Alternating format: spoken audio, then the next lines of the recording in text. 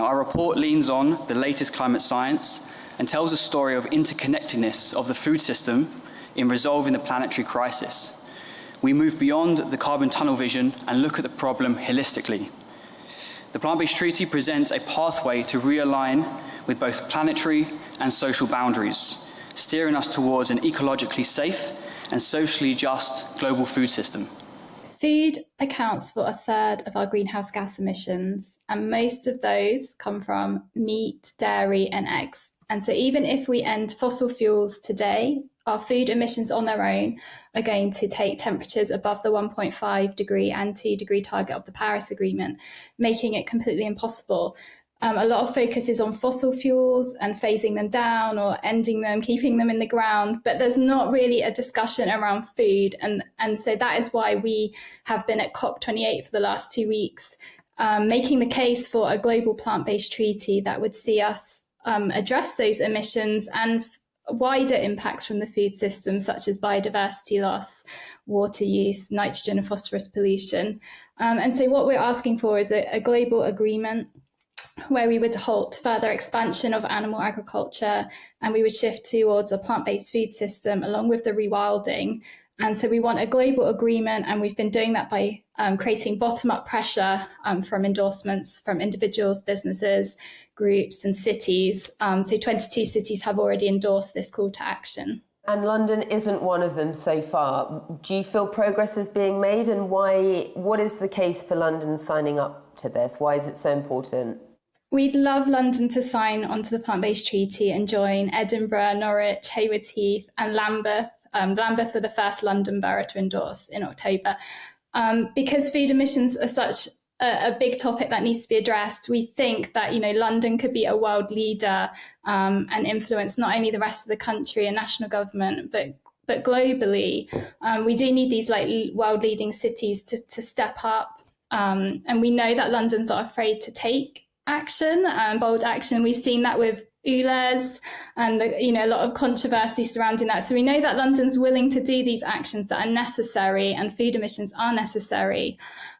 We've seen some really good policies like the free school meals for children. And what we think is that London could align those food policies with our climate and environmental goals and go further. So like in schools, London schools could enrol in meat-free Mondays and plant-powered Fridays. They could ensure vegan options on the menu each day.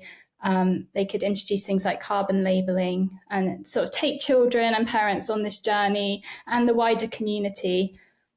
So far, London haven't endorsed. Earlier this year, as London Assembly member Zach Polensky, he wrote an open letter to Sadiq Khan and invited him to conduct an impact assessment for London endorsing the Plant-Based Treaty. This was the route that Edinburgh took.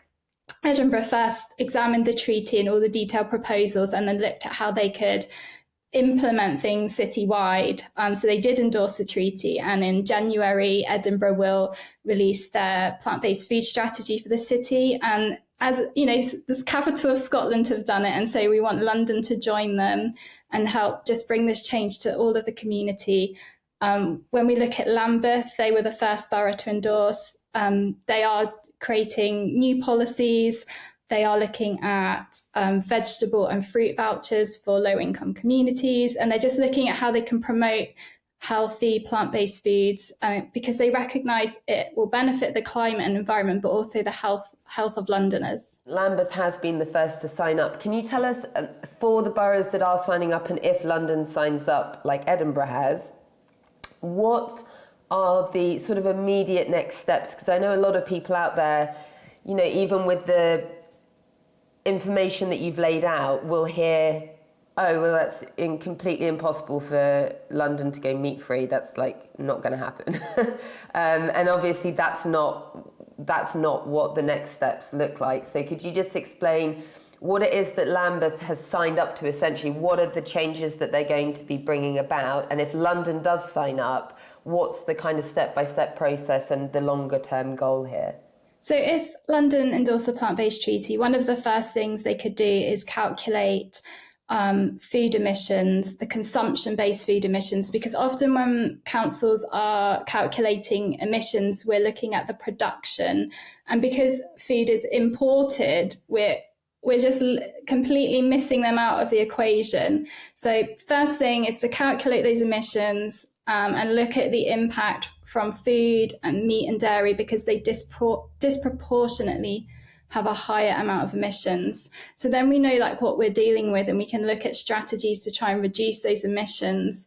And no, we're not saying London will endorse the plant-based treaty and everyone will be vegan the next day. What we're looking at is how we can educate and take people with us. So there are many things that we can do, such as meat-free Mondays.